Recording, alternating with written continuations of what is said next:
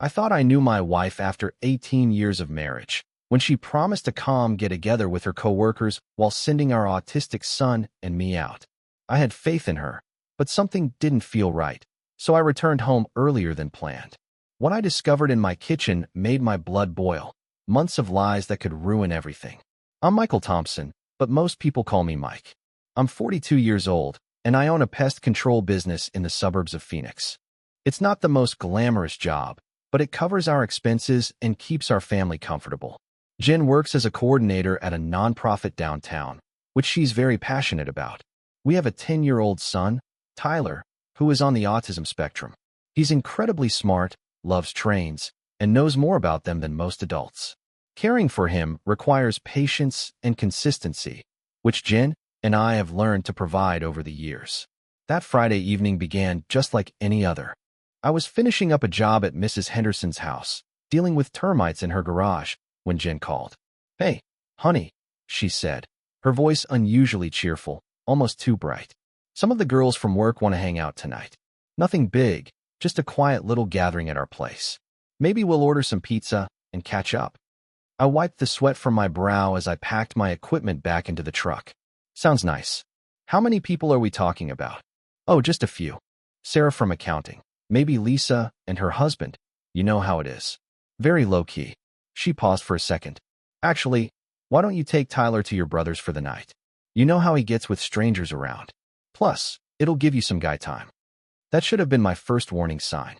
Jen knew how important Tyler's routine was, especially on weekends. Changing it for a casual get-together felt odd, but she made a good point about the noise disturbing him. "You sure? It's a bit last minute to dump him on Danny." "Already called. Danny said it's perfect timing. He wanted to show Tyler his new train set anyway." Everything seemed reasonable. Jen had been working hard lately with more responsibilities at the nonprofit. She deserved a night to unwind with friends. And Tyler would love spending time with his uncle, especially if trains were involved. "All right," I said, starting the truck. "I'll grab Tyler and head to Danny's. You ladies have fun." "Thanks, Mike. You're the best. Love you." "Love you too." As I drove home, a strange feeling kept nagging at me. Maybe it was the way she was so eager to arrange Tyler's sleepover, or how quickly she wanted us out of the house. But I pushed those thoughts away. After 18 years together, you trust your partner, right? If only I knew what was waiting for me. I dropped Tyler off at Danny's around 7:30. My brother was thrilled to show off his new model train, a detailed replica of a 1950s diesel locomotive, which Tyler immediately fell in love with. Seeing my son's excitement as he studied the train, I felt good about the decision to bring him over. "Thanks for taking him last minute," I told Danny as we stood in his train room. "Are you kidding? Tyler's great company. We'll probably be up till midnight talking trains and gears." Danny grinned, tousling Tyler's hair. "Go enjoy your evening off. I plan to grab a beer with some friends, maybe catch the game at Murphy's Tavern." But as I drove away, the nagging feeling returned stronger than ever. Something about Jen's call just didn't sit right. She was so eager to get us out of the house, almost like she couldn't wait for us to leave. I tried calling my buddy Rick to see if he wanted to hang out, but it went straight to voicemail. Same with Tom. Here I was with a free evening, and no one to spend it with. That's when I remembered I'd left my good drill in the garage. The Milwaukee one I needed for tomorrow's job. The house was only 15 minutes away. I'd swing by, grab the drill, and maybe say hi to Jen's coworkers. As I turned onto our street, something caught my attention immediately. Our quiet block looked like a parking lot during Black Friday sales. I counted at least 8 cars parked on both sides of the street. For a small gathering, this seemed like overkill. I parked a few houses down, unable to get any closer. Walking toward the house, I could hear music, not the soft jazz Jen usually played, but something loud with a heavy beat that made the ground vibrate. "What the hell?" I muttered to myself. The windows glowed with warm light, and I could see shadows moving inside. Far more shadows than a few girls from work would account for. My wife had promised a quiet evening with friends, but when I arrived unannounced, I was beginning to see how wrong I'd been. I approached the front door, key in hand, but hesitated. Should I knock first? Let Jen know I was back. But it was my house, damn it. I shouldn't have to announce myself. I took a deep breath, turned the key, and stepped inside. The scene that greeted me was nothing like what Jen had described. The inside of my house hit me like a punch to the gut. This wasn't a quiet gathering of work friends. This was a full-blown party. Strangers filled every corner of my living room, drinks in hand, laughing and talking over music way too loud for a suburban Friday night. The smell of alcohol and expensive cologne hung thick in the air. I stood in my doorway, feeling like an intruder. These weren't the middle-aged nonprofit workers I expected.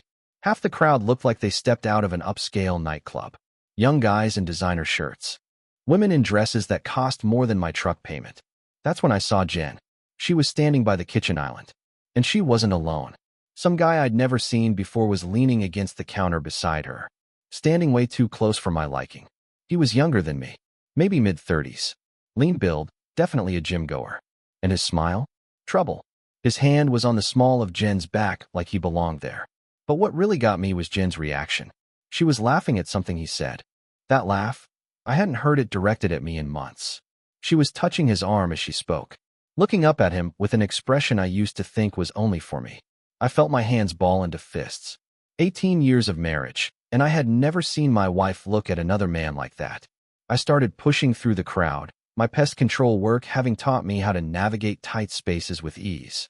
People stepped aside without really noticing me, just another guy at the party. But as I got closer, I could hear their conversation. You're terrible, Jen was saying, playfully swatting his chest. I can't believe you said that to your boss, Marcus. Even his name sounded like trouble. What can I say? Life's too short to play it safe, he replied smoothly, his voice confident. Sometimes you gotta take what you want. The way he looked at her when he said that made my blood boil. This wasn't innocent workplace banter. This was flirting, plain and simple. And it was happening right in my kitchen, while I was supposed to be safely at my brother's house. I interrupted their conversation, my voice cutting through like a knife. They both turned, and I saw the color drain from Jen's face. For just a moment, she looked terrified. Then, like flipping a switch, she forced that fake smile I had learned to recognize over the years. Mike, you're back early, she said, her voice too bright, too cheerful. I thought you were spending the evening with Tyler and Danny. Plans changed, I replied, keeping my eyes locked on hers before shifting my gaze to Marcus. And who's this? Marcus didn't seem bothered by my sudden appearance. If anything, he looked amused, like he was enjoying some private joke. He extended his hand with the kind of confidence that immediately rubbed me the wrong way. Marcus Delacroix. I work with Jennifer at the foundation. His handshake was firm, probably meant to be intimidating. She's told me so much about you. Funny, she's never mentioned you, I said, glancing back at Jen, who was fidgeting with her wine glass. I thought this was supposed to be a small gathering of the girls from work. Well, you know how these things go, Jen said quickly. Word got around. People brought friends. It just grew. I repeated the word slowly, letting it hang in the air. Into what exactly? Because this looks more like a nightclub than a quiet get-together. Marcus chuckled, actually chuckled, like my obvious irritation was amusing to him. Hey man, no harm in people having a good time, right? Life's meant to be enjoyed. I turned my full attention to him. 20 years of dealing with difficult customers had taught me how to read people, and this guy screamed trouble. Everything about him shouted player, from his perfectly styled hair to his expensive watch to the way he kept his hand possessively near Jen's back.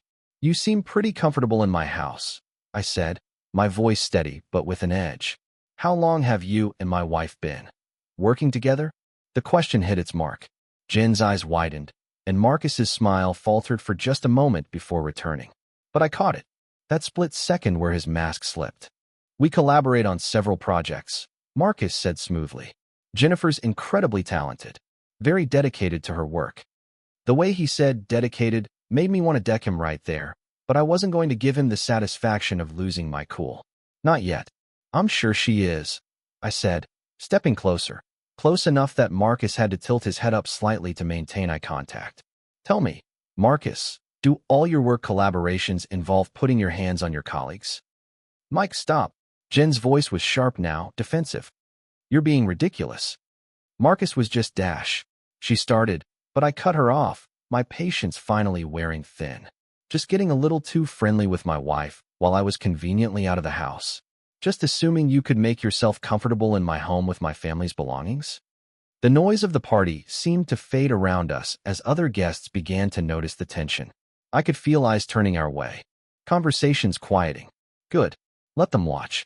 Let them see exactly what kind of man Marcus Delacroix really was. Look, buddy, Marcus said, his tone shifting from smooth to slightly aggressive. I think you're misreading the situation here. Am I? I stepped even closer, my voice dropping to a dangerous whisper. Because from where I'm standing, it looks like you're moving in on another man's wife. And in my experience, that makes you either very stupid or very bold. Which one are you, Marcus? Marcus straightened up, trying to regain his composure, but I could see the calculation in his eyes.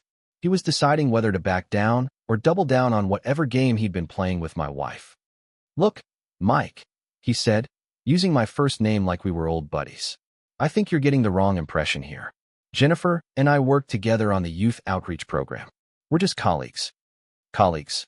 I let the word roll around in my mouth like I was tasting something bitter. Is that what you call it when you put your hands all over another man's wife?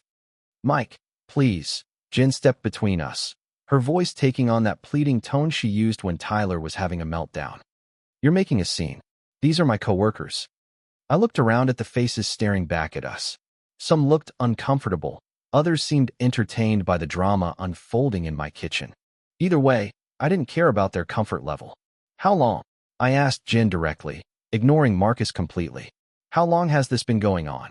I asked. Nothing's going on, she replied quickly, but her voice cracked slightly. You're being paranoid, she added. Paranoid.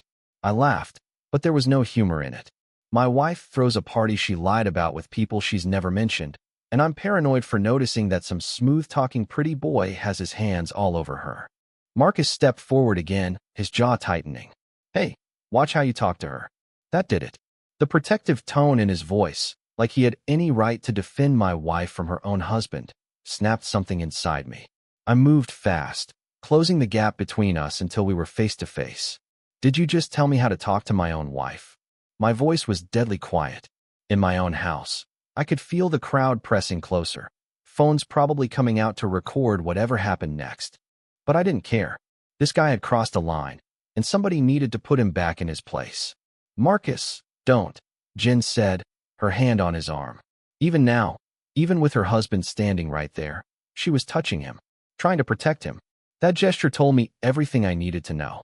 So that's how it is? I asked, stepping back and looking at both of them. That's really how it is? Jen's face went pale.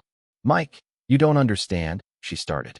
I understand plenty, I replied, pulling out my phone and dialing. What I don't understand is why you thought you could play me for a fool in my own house. Who are you calling? Marcus asked, some of his cockiness evaporating. The police, I said calmly. To report a trespasser who refuses to leave my property. The effect of my words was immediate. Marcus's face went from confident to concerned in about 2 seconds flat. Several party guests started moving toward the door without being asked. Nobody wanted to be around when the cops showed up. Mike, hang up the phone, Jen said urgently. Please, let's just talk about this. I looked at her like she'd just suggested we all start singing show tunes. You mean like how we talked about your quiet gathering with the girls? That kind of talk? Marcus held up his hands in what was probably meant to be a calming gesture. Look, man, there's no need to involve the police. I'll leave, okay? No problem. Damn right, you'll leave, I said, keeping the phone pressed to my ear, even though I hadn't actually placed a call yet. But first, I want some answers. How long have you been sniffing around my wife? It's not like that, he said, but his voice lacked conviction. Then what is it like? I asked, stepping closer again. Because from where I'm standing, it looks like you've been using your nonprofit job to get close to married women. Is that your usual game plan, Marcus? Find vulnerable wives and play the sensitive, caring coworker?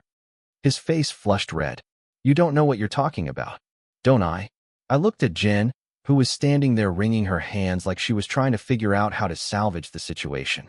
Tell me, honey, how many late nights has Marcus been helping you with those youth outreach programs? I asked. How many times have you two grabbed coffee to discuss strategies? How many text messages about work have you been exchanging? Jen's silence was answer enough.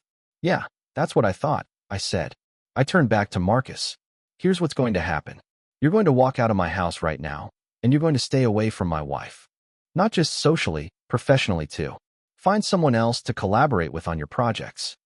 You can't dictate who Jennifer works with. Marcus said, trying to reclaim some authority. Watch me, I said, holding up my phone again. I know people in the nonprofit sector. People who sit on boards. People who write checks. You'd be amazed how quickly word can spread about an employee who doesn't respect professional boundaries. The threat hit home. Marcus's jaw clenched like he wanted to say something, but he was smart enough to realize he was beaten. After a long moment, he turned to Jen. I'll call you later, he said quietly. No, I said firmly. You won't. Marcus shot me one last defiant look, then pushed through the crowd toward the front door. I watched him go, noting how several other guests decided to follow him out. Within minutes, my house had gone from party central to nearly empty. Jen and I stood in our kitchen, surrounded by empty bottles and the wreckage of what had been our marriage, staring at each other across a gulf that felt impossible to bridge. We need to talk, she said finally. Yeah, I agreed. We do. With Marcus gone and the house finally empty, Jen and I stood in our kitchen like two strangers trying to figure out what came next. The silence was deafening after all the noise and chaos. Empty wine glasses and appetizer plates cluttered every surface, evidence of the party that was supposed to be just a few co-workers getting together. Mike, I can explain, Jen said, her voice small and uncertain. Can you? I picked up one of the wine glasses. Expensive stuff. Not the kind we usually bought. Can you explain why you lied to me about tonight? Can you explain why you were all over Marcus like some teenager with a crush? Can you explain why you've been living a double life while I've been working my ass off to support this family? She flinched at each question like I was slapping her. Good. Maybe it was time she felt some of the pain she'd been dishing out. It's not what you think, she said weakly. Then tell me what it is. I leaned against the counter, crossing my arms. Because from where I stand, it looks like my wife has been having an affair with her coworker, while using our son's condition as an excuse to get me out of the house. Don't bring Tyler into this, Jen said.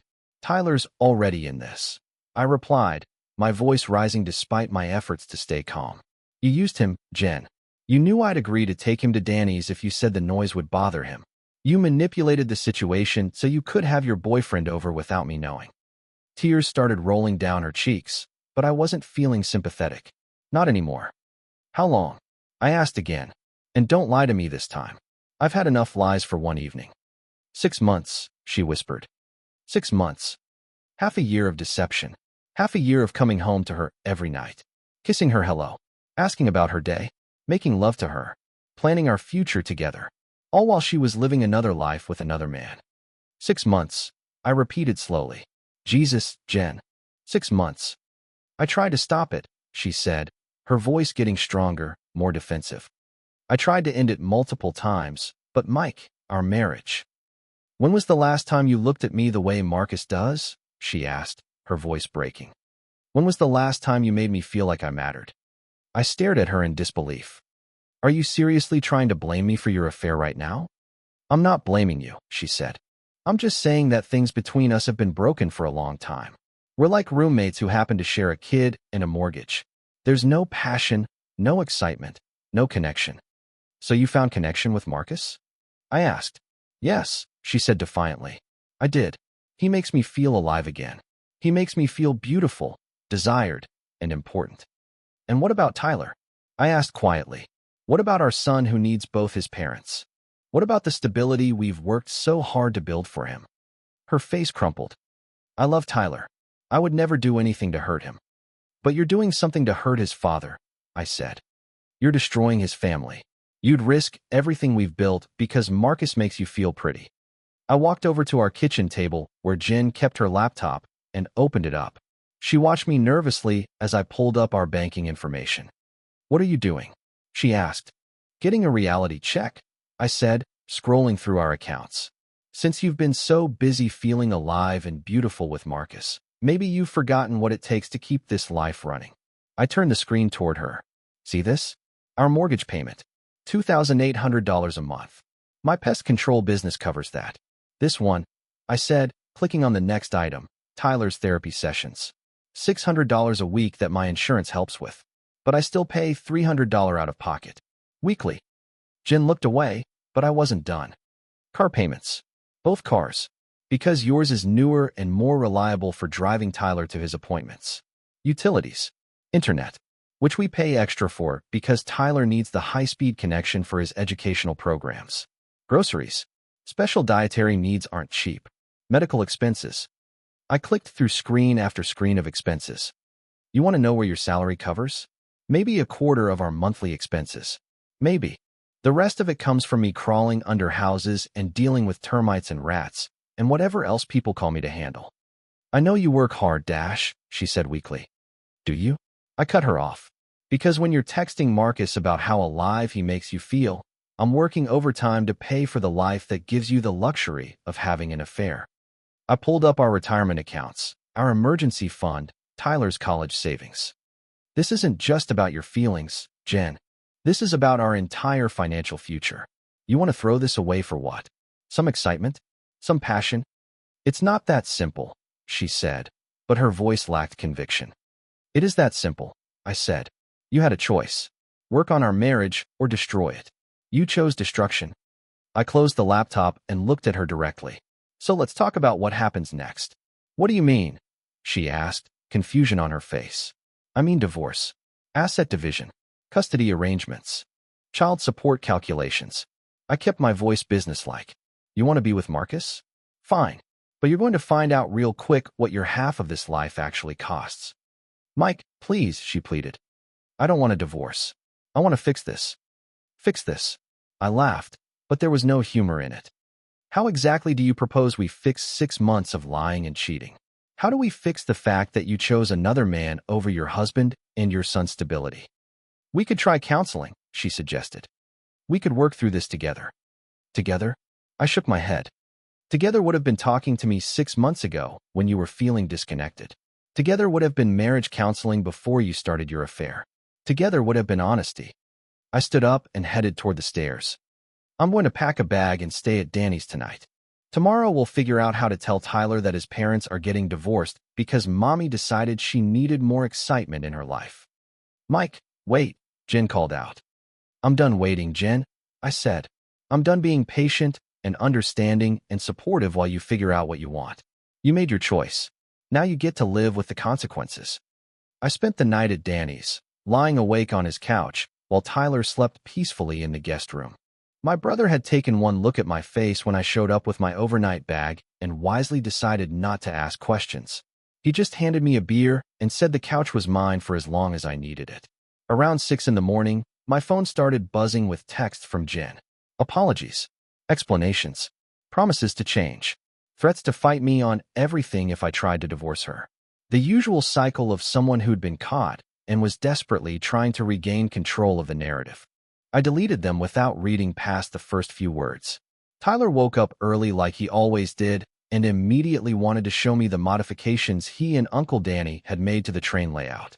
Watching him explain the new switching system with such enthusiasm, I realized this was what mattered. This kid, his future, his stability. Everything else was just noise. Are you sad about something? Tyler asked, studying my face with that direct way autistic kids have of seeing through adult pretenses. I'm working through some grown-up problems, buddy, I said, but nothing you need to worry about. Is it about Mom? He asked. She seemed different yesterday when she was getting ready for her party. Different, I repeated, surprised that even Tyler had noticed. Kids with autism might struggle with social cues, but they're often incredibly perceptive about changes in routine and behavior. Yeah, it's about Mom. But Tyler, no matter what happens between your mom and me, we both love you more than anything in the world. That will never change. He nodded seriously, then went back to his trains. Crisis management, 10-year-old style.